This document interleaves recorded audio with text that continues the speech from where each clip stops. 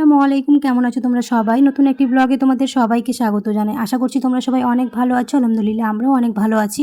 তোমাদের সবার জন্য নিয়ে চলে এলাম আর একটা নতুন ব্লগ। আজ সকালবেলা ছাদের উপরে গিয়েছিলাম, দেখলাম একটা ড্রাগন লাল হয়ে গেছে আর অনেকগুলোই ধরেছে, আবার অনেকগুলো নতুন করে হয়েছে আর আগেরগুলো 3টে হয়েছিল। আর তার পাশে যে একটা ড্রাগনের গাছ আছে সেটা তো কয়েকটা ধরেছিল কিন্তু ঝরে গেছে, ওই একটাই টিকে আছে। দেখি ওই গাছটাতে হয় কিনা। আর এখানে সব ধরনের মশলা করে রাখা হয়ে গেল, যেহেতু কালকে তাড়াহুড়ো হয়ে যাবে তাই আগে থেকে এরকম করে রেখে দিত। খুব একটা বেশি করিনি, একটু করেই করা হয়েছে। বেশি বাসি মশলা হয়ে গেলে আবার খেতে ভালো লাগে না, তার জন্য একটু করেই করা হয়েছে। এখানে পেঁয়াজও কেটে রেখে দেওয়া হলো, তাহলে আর কালকে আর তাড়াহুড়ো হবে না। এদিকে সকালের দিকে মোটামুটি সব কাজগুলো এরকম গুছিয়ে রেখে দিলাম, তাহলে কি কাজটা অনেকটাই হালকা হয়ে যাবে। আর আজকে ফ্রিজটা পরিষ্কার করতে হবে, তো ভিডিও শেষে তোমাদের দেখাবো। যেহেতু ডিপ ফ্রিজের পাওয়ারটা কমানো আছে তো একদম পরিষ্কার করে সব জিনিস বের করে দিতে হবে, কারণ কালকে যত সব মাংস থাকে সব ডিপ ফ্রিজেই ভরা হবে। তার জন্য আজ ফ্রিজটা পুরোটাই খালি করতে হবে। ফ্রিজে যে মাংস ছিল, মাংস তো ছিল না, কালকে খেয়ে শেষ হয়ে গেছে। যে মাছটা ছিল আজকে ওটাই রান্না হবে, তাহলে ফ্রিজটা পুরোটাই খালি হয়ে যাবে। আজকে কিন্তু জুম্মার পরে এই খাসিটা আনা হলো, আর জায়গা নেই বলে আর আগে আনা হয়নি, ওই একদিন আগেই আনা হয়, তো জুম্মার পরে নিয়ে চলে এসেছে। যেহেতু সকালবেলা দিকে আনলে আবার তাড়াহুড়ো হয়ে যেত। আর গরুটা তো প্রায় 1 মাস আগেই কেনা হয়েছে, সেটা আরেকজনের বাড়িতে আছে, কারণ আমাদের বাড়িতে একটুও জায়গা নেই, তার জন্যই আজকে আনা হলো। না হলে অনেক আগেই আনা হতো যদি জায়গা থাকতো। তো এখানে আপাতত রাখা হয়েছে, ওই একটা দিনের ব্যাপার, সকালেই তো হয়ে যাবে। বাইরে এত মেঘ উঠেছে, ভালোই হলো সকালবেলা দিক থেকে কোনো রকম ঝড় বৃষ্টি হয়নি, তাহলে আজকে যার যা কাজ ছিল সব কাজ হয়ে গেছে। আর এই সন্ধ্যেবেলার দিকে এত মেঘ উঠেছে, তারপর তো অনেক জোরে ঝড় আর বৃষ্টি হলো। তো এখন একটুখানি বৃষ্টিটা থেমেছে, তো এখন চা বসাবো, কারণ বৃষ্টির দিনে একটুখানি তেলে ভাজাও খেতে ইচ্ছা হবে। তো ইচ্ছা হচ্ছে যে পাস্তা বানাই, তো জানালা খুলে রাখাই যাচ্ছে না, এত ঝড় উঠেছে। আর তার জন্য জানালাটা বন্ধ করে দিলাম। আর এবার আমি চাটা বসিয়ে দিয়ে চা খেয়ে তারপরে পাস্তা বসাবে মা বললো, তো এখানে পাস্তাটা বসিয়ে দিয়েছে। মোটামুটি করে বাড়ির সব কাজ তো আগে এরকম আমরা গুছিয়ে নিয়েছি। ওই ফ্রিজটা পরিষ্কার করতে ছিল, তো আজকে ফ্রিজটা পরিষ্কার করেছি। বাকি আর তেমনভাবে কোনো কাজ ছিল না, সব কাজ হয়ে গেছে। সকালবেলার দিকে তো সব ধরনের মশলাও করা হয়ে গেছে, পেঁয়াজও কেটে রেখে দেওয়া হয়েছে। বাকি যা কাজ হবে সে তো কাল থেকেই শুরু হবে। তাই ভাবলাম আজকে তোমাদের ভিডিওটা শেয়ার করে দিই, আজকের দিনটা কি কি করলাম।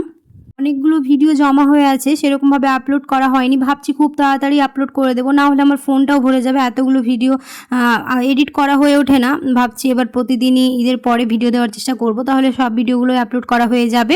এদিকে গল্প করতে করতে মোটামুটি পাস্তাটাও আমাদের বানানো হয়ে গেল।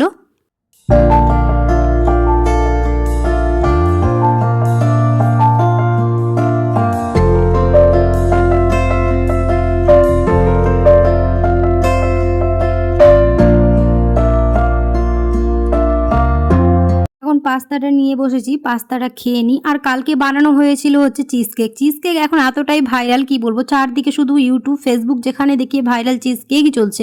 তাই আমার মাকে বললাম যে চিজ কেকটা বানাতে, তো ওটাই এখন বানানো হচ্ছে।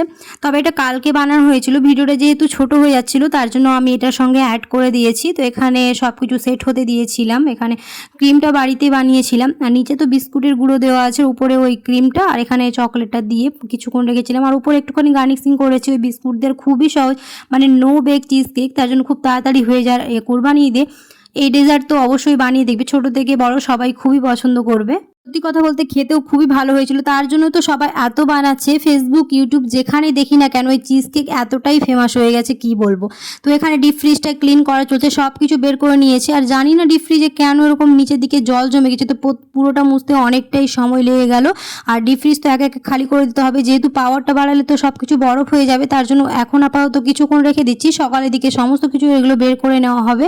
আর মোটামুটি করে ফ্রিজটা ক্লিন করা হয়ে গেল, সকালের দিকে সবগুলোই খালি হয়ে যাবে। এখন আপাতত রেখে দিচ্ছি, যেহেতু ওই ফ্রিজটা আবার খালি করতে হবে, তাহলে ওই কোল্ড ড্রিঙ্কসগুলো ওই ফ্রিজে রাখা হবে, কারণ ওই ফ্রিজও পুরোটাই ভর্তি হয়ে আছে, ওই ফ্রিজটাও খালি করতে হবে।